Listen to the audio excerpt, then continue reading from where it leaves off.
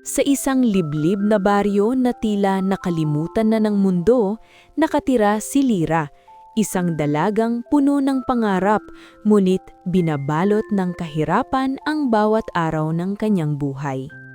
Araw-araw, gigising siya bago pa sumikat ang araw.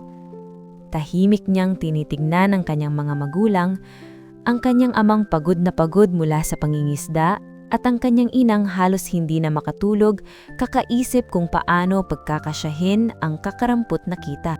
Ngunit kahit ganon, pipilitin niyang ngumiti. "Ma, balang araw, hindi na tayo maghihirap," bulong niya.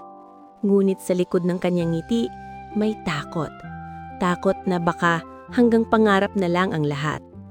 Ang pangarap na halos hindi maabot. Nang dumating ang balita tungkol sa scholarship, tila may munting liwanag na sumilay sa kanyang madilim na mundo. Pero kasabay nito, dumating din ang mas mabigat na problema. Isang gabi, umuwi ang kanyang ama na sugatan. Hindi na ito makapagtrabaho. "Anak, pahinga ka muna sa pag-aaral," mahina nitong sabi. "Kailangan ka namin dito." Para bang gumuho ang mundo ni Lyra. Ang pangarap niyang makapag-aral o ang pamilya niyang kailangang mabuhay. Pagpili sa gitna ng sakit.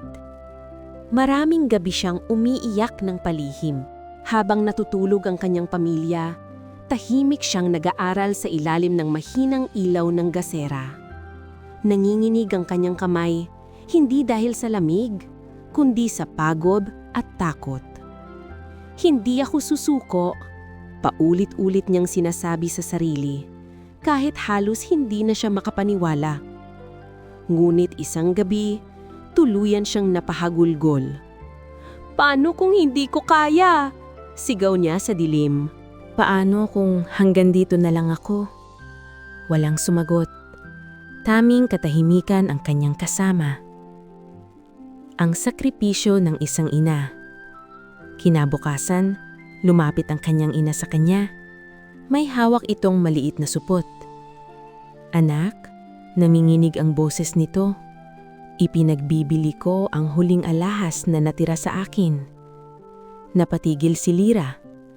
"Para sa iyo ito. Para sa pangarap mo." "Ma, hindi na po kailangan," umiiyak niyang sagot. Ngunit hinawakan siya ng kanyang ina.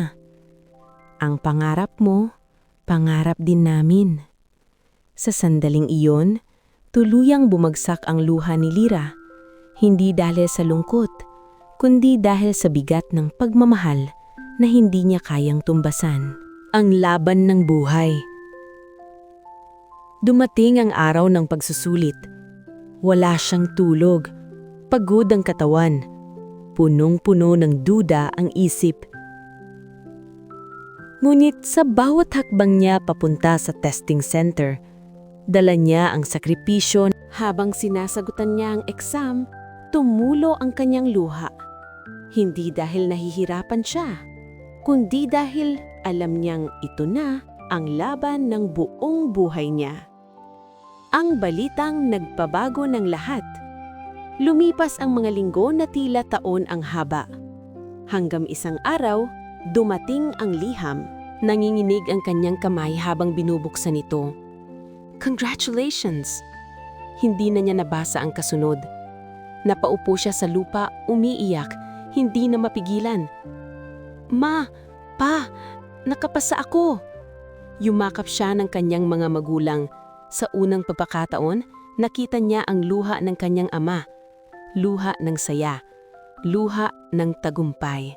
Ang pagbabalik ng ilaw. Matapos ang maraming taon ng paghihirap, pagtatatiis at pagluha, natupad ni Lyra ang kanyang pangarap. Naging guro siya. Ngunit pinili niyang bumalik sa baryo kung saan nagsimula ang lahat. Sa bawat batang tinuturuan niya, nakikita niya ang sarili niya noon. Takot, mahirap, ngunit may pag-asa. At sa bawat leksyon, hindi lang siya nagtuturo ng aralin sa libro. Nagtuturo siya ng pag-asa. Aral ng kwento. Hindi hadlang ang kahirapan para maabot ang pangarap. Ito ay pagsubok lamang kung gaano ka katatag. Minsan, kailangan mong masaktan, mapagod at umiyak. Pero kung may pagmamahal at paniniwala ka, lalo na mula sa pamilya, walang imposible. At tandaan, ang tunay na tagumpay ay hindi lang para sa sarili, kundi para sa mga taong naniwala sa'yo kahit ikaw mismo ay nawalan na ng pag-asa.